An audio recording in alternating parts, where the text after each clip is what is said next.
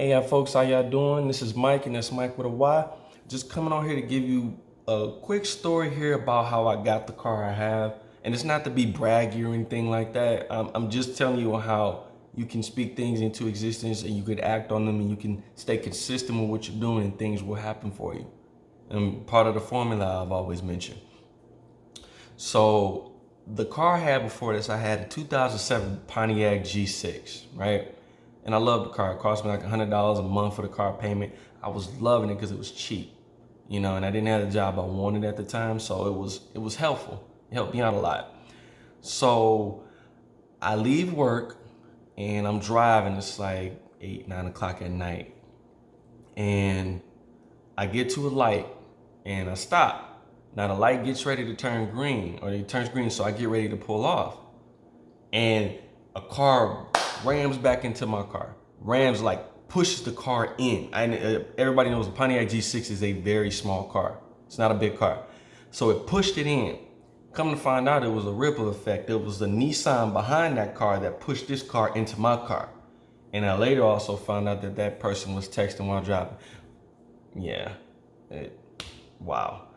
So I'm in initial shock here. Nothing happened. Everybody was okay. I'm in a shock that I can't believe I've gotten into my first big accident like this that causes real critical damage.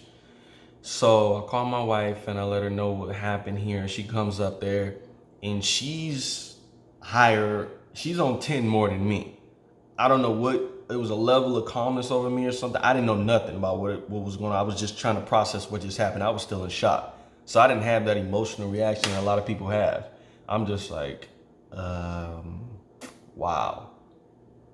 But a peace came over me and said, just relax, everybody's okay, and wait.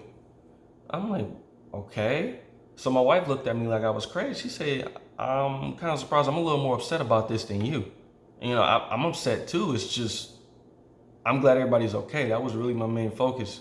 So I went through a process of insurance. I got insurance. I got enough money here, and I was able to pay my car off, like, with the amount, because honestly, even with that push in the back, the car was totaled. I didn't expect it to be totaled, to be honest. It didn't look like it needed to be totaled, but that's what happened. So I got the insurance money on it. I paid it off here. I had just came into a new job that I had been asking God for, and I got it. So at this time, I went car shopping. And I was just shooting my shot here. He's talking about somebody who was aiming high. I was aiming for exactly what I thought I wanted. I spoke that car into existence for years. And I ended up going to a deal. This is the end of 2017, mind you. And I ended up going in there, negotiating a deal. Halfway through the deal, he said, we don't have any 17s, we have 18s. So I immediately thought I started flipping out like, no, that's not what we discussed. No, it's okay. We actually have one that's right up the street that I think you'll like.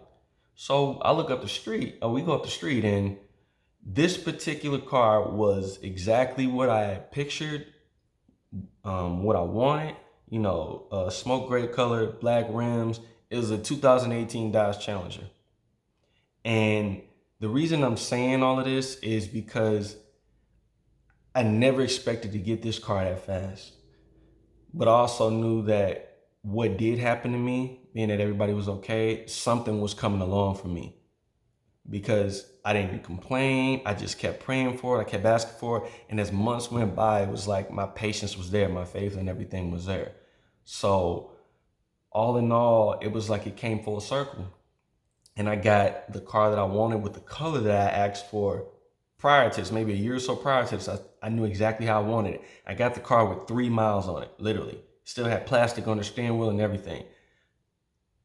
I'm 25, 26 at the time. This is some new stuff for me. So it caught me off guard because in my head, I'm like, man, do I really deserve this? But then I had to ground myself for a minute and say, I've faithful over a few. I really pushed myself with words, with action to get to where I need to get. So folks, all I'm saying here, and this is every age group, as you say these things, let's execute, let's act on them. You never know what situation can turn into a celebration. lower situation turned into a major celebration, and I celebrated. Like, God did not have to give me that. But I asked, I stayed consistent.